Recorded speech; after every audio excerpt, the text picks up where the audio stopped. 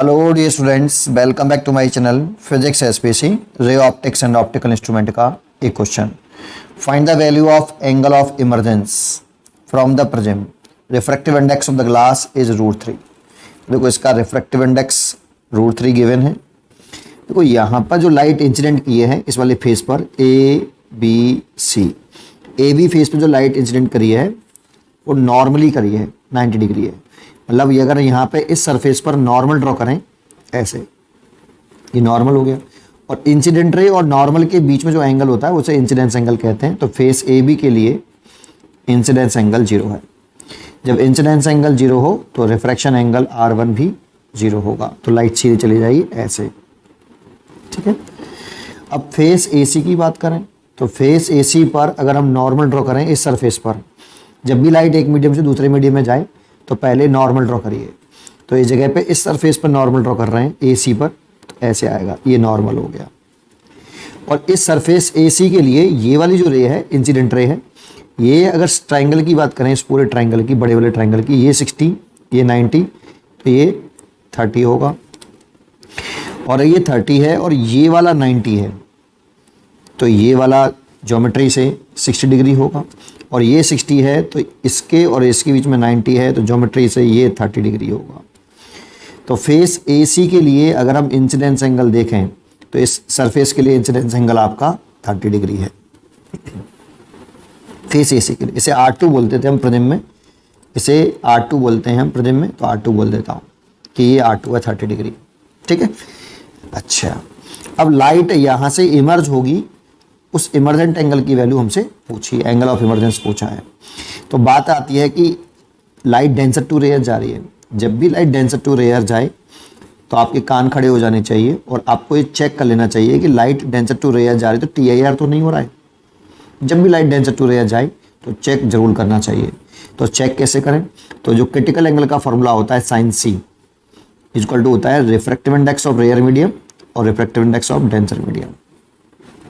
ये refractive index of optically rare medium और ये refractive index of optically denser medium. Denser medium का refractive index होता है वो हमेशा रेयर मीडियम से ज़्यादा होता है।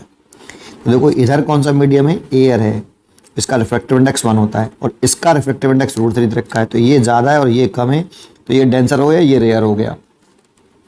तो वैल्यू पुट करें sin C की वैल्यू NR1 और ये √3 sin C आया। अब यहाँ पे √3 का ऊपर नीचे मल्टीप्लाई कर लो आप, तो ये √3 और ये 3 हो जाएगा। √3 का ऊपर नीचे मल्टीप्लाई किया है, √3 की वैल्यू 1.732 डिवाइडेड बाई 3। इसका इसमें डिवाइड करेंगे तो ये 0.577 आएगा, ये sin C। देखो अगर हम sin 30 डिग्री की वैल्यू देखें तो ये 1/2 दैट मीन्स 0.5 होती है बेटा। और sin 45 डिग्री की वैल्यू देखें तो ये 1/√2 और √2 का ऊपर नीचे मल्टीप्लाई करें तो 1.414 डिवाइड बाई 2 और 2 का डिवाइड करें तो 0.7 और 0 पॉइंट इतने, दैट मीन्स 0.71। sin 45 की डिग्री की वैल्यू 0.71 और sin 30 की वैल्यू 0.5। तो ये वाली जो वैल्यू आ रही है वो इन दोनों के बीच में आ रही है, दैट मीन्स C की वैल्यू ये तो पक्का है कि 30 डिग्री से बड़ी ही होगी। अब यहाँ पे इंसिडेंस एंगल देखो, TIR होने की शर्त क्या होती है बेटा? TIR होने की कंडीशन क्या होती है? जब आपका इंसिडेंस एंगल, जब लाइट डेंसर टू रेयर जाए और जो इंसिडेंस एंगल है वो क्रिटिकल एंगल से बड़ा है तो TIR होता है। तो यहाँ देखो इंसिडेंस एंगल फेस AC के लिए इंसिडेंस एंगल तो 30 डिग्री है बेटा, और क्रिटिकल एंगल 30 से बड़ा है तो इंसिडेंस एंगल छोटा है ना 30 से बेटा। तो इसीलिए इंसिडेंस एंगल C छोटा है, इसीलिए TIR तो नहीं होगा, नो TIR, ठीक है। TIR होने के लिए लाइट डेंसर टू रेयर जाए और इंसिडेंस एंगल क्रिटिकल एंगल से बड़ा हो।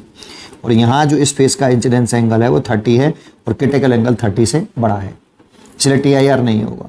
और TIR नहीं होगा तो simple refraction light denser to rare जाएगी तो अवे फ्रॉम द नॉर्मल, तो अवे फ्रॉम द नॉर्मल करते हैं ऐसे। और ये हो गया इमर्जेंट एंगल, ये निकालना है। तो आप आगे क्या समझते हो बेटा? इस जगह पर केवल स्नेल्स लॉ लगा दो आप, सीधा सीधा इस वाले पॉइंट पर अगर आप P पॉइंट पर स्नेल्स लॉ अप्लाई करोगे तो कैसे करते हैं?